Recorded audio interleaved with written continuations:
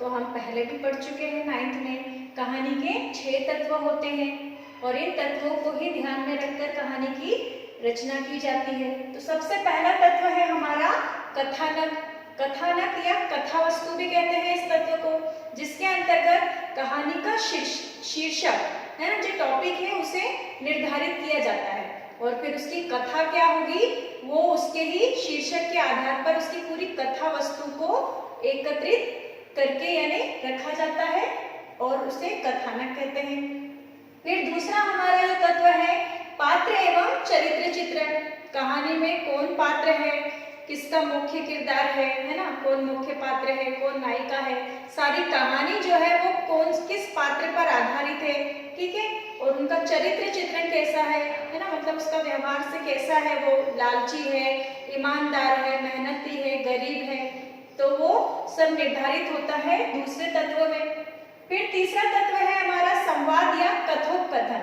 संवाद का मतलब होता है वार्तालाप, है ना। कथोपकथन का मतलब भी वही है जो कथन एक दूसरे से यानी कहानी के अंतर्गत जो पात्रों के बीच में वार्तालाप होगी, बातचीत होगी, तो उसे निर्धारित करना ये तीसरे तत्व का काम है।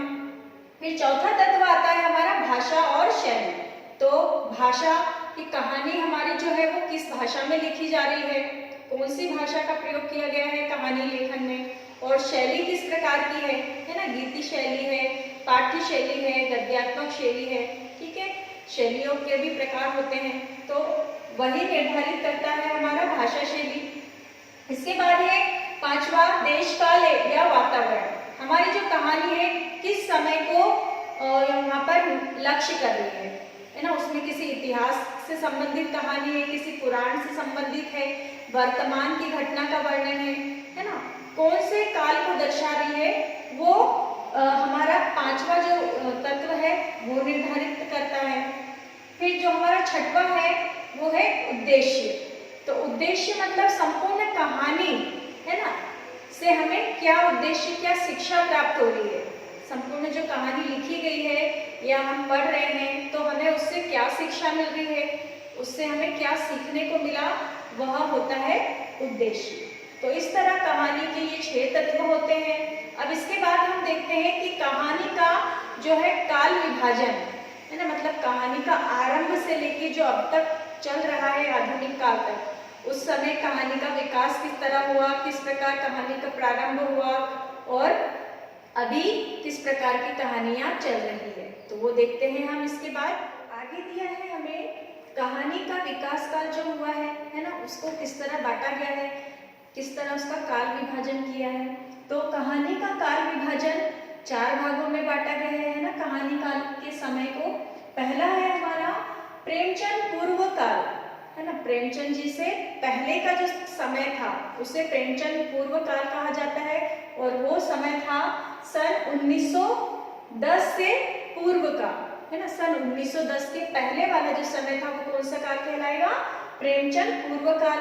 इसके बाद दूसरा नंबर हमें दिया है प्रेमचंद युग, ठीक है, दूसरा आता है प्रेमचंद युग और जिसकी समय अवधि हमें दी है सन 1910 से लेकर 1936 तक का जो समय था वो प्रेमचंद काल कहलाया।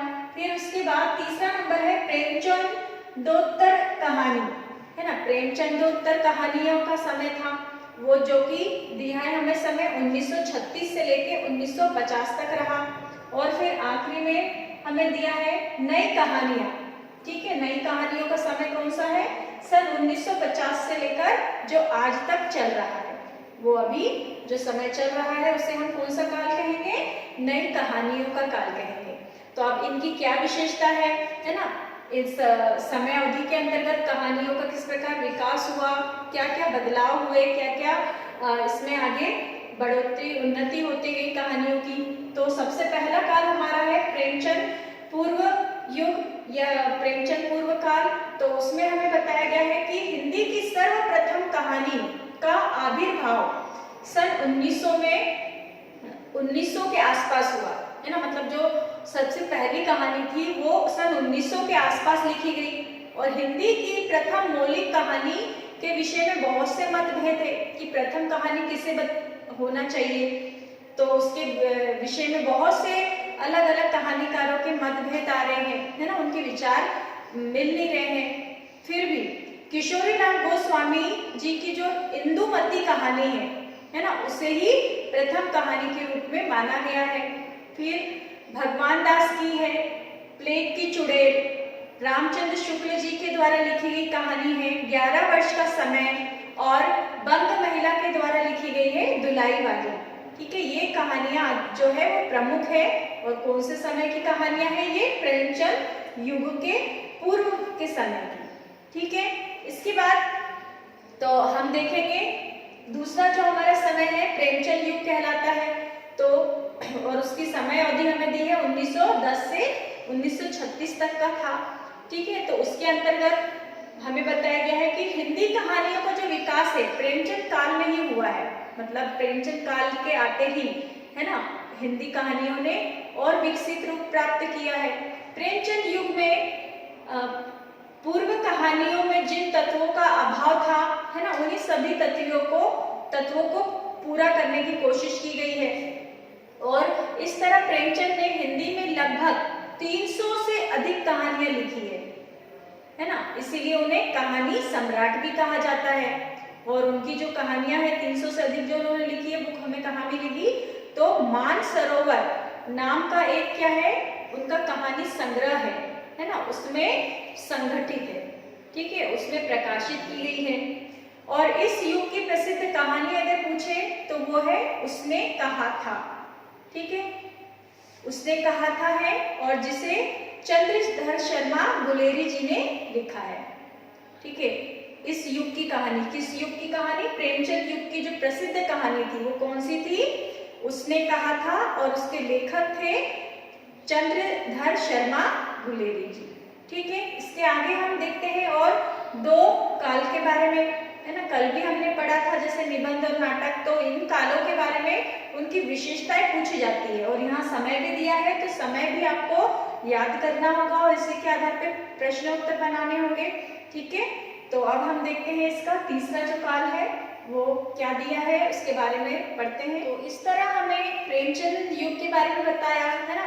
और प्रेमचंद युग की जो सबसे प्रसिद्ध कहानी थी वो कौन सी थी? उसने कहा था, जिसके लेखक थे चंद्रधर शर्मा गुलेरी जी। और इसके अलावा भी हमें बताया गया कि जयशंकर प्रसाद है ना, जयशंकर प्रसाद भी प्रेमचंद युग के ही लेखक कहलाते हैं, कहानीकार कहलाते हैं। उन्होंने भी लगभग 69 कहानियों की रचना की है, और इस युग के वो भी क्या है, एक प्रसिद्ध कहानीकार रहे हैं। उसके अलावा भी जैसे कौशिक, ज्वाला दत्त शर्मा, वृंदावन लाल वर्मा, भगवती प्रसाद वाजपेयी, विनोद, इस प्रकार जो है आदि कहानीकार प्रसिद्ध थे प्रेमचंद युग में। ठीक है, अब इसके बाद आता है हमारा प्रेमचंदोत्तर कहानी युग। ठीक है, तो मतलब प्रेमचंद युग के बाद में, तो इस काल में जो कहानियां हैं वो एक नवीन आयाम को प्राप्त करती है, एक नई दिशा को उन्होंने प्राप्त की, और जिसके अंतर्गत पाश्चात्य देशों जैसे फ्रांस, रूस, अमेरिका तथा ब्रिटेन का प्रभाव इस कहानियों में हमें दिखाई दिया। इस युग की कहानियों में, किस युग की कहानियों में? प्रेमचंदोत्तर युग की कहानियों में हमें मतलब विदेशों से संबंधित है ना, मतलब जो है मॉडर्न कल्चर से संबंधित कुछ कहानियों का भी हमें इसमें प्रचार दिखाई दिया, प्रभाव दिखाई दिया। अतः कहानी का चारों ओर तीव्र गति से विकास होने लगा है। किस युग में? प्रेमचंदोत्तर युग में। ठीक है, तो इस युग के कहानीकार जो थे उपेंद्रनाथ अश्क, रागी राघव, अमृतलाल नागर, ईलाचंद्र जोशी आदि प्रमुख थे इस काल के कहानीकारों में। इसके बाद हमारी जो है फोर्थ नंबर जो दिया है, चौथे नंबर की काल है वो है नई कहानियों का काल। तो नई कहानियां शब्द का सर्वप्रथम जो प्रयोग है वो सन 1957 में एक साहित्य सम्मेलन में किया गया था कि जो अभी जो कहानियां आ रही है उसे कौन सा युग कहा जाए? तो नई कहानियां। ठीक है, सर्वप्रथम उसको 1957 में एक साहित्य सम्मेलन में ये नाम दिया गया था, और कहानी के संवादों में नयापन प्रारंभ हुआ। संवाद मतलब जो वार्तालाप है उसके जो डायलॉग्स होते हैं, ठीक है, वो उसमें कुछ नयापन दिखाई देने लगा। उसी समय में यह प्रारंभ हो गया और नई कहानियों के प्रमुख कहानीकार थे मोहन राकेश, कमलेश्वर, राजेंद्र, निर्मल वर्मा, कृष्णा सोबती, मनु भंडारी आदि। ठीक है, तो इस तरह हमने देखा कि कहानी के विकास काल को 4 भागों में विभाजित किया गया है और उनकी क्या क्या विशेषता है वो हमने पढ़ी और इस समय के जो प्रमुख कहानीकार थे हमने उनके बारे में जाना। तो आप इनको अपनी कॉपियों में अवश्य लिखेंगे और कहानीकारों के और प्रसिद्ध कहानियों के नाम उनके साथ में और हर काल की आपको 2-2 विशेषताएं भी लिखनी आवश्यक है। इसी से संबंधित प्रश्न उत्तर पूछे जाते हैं।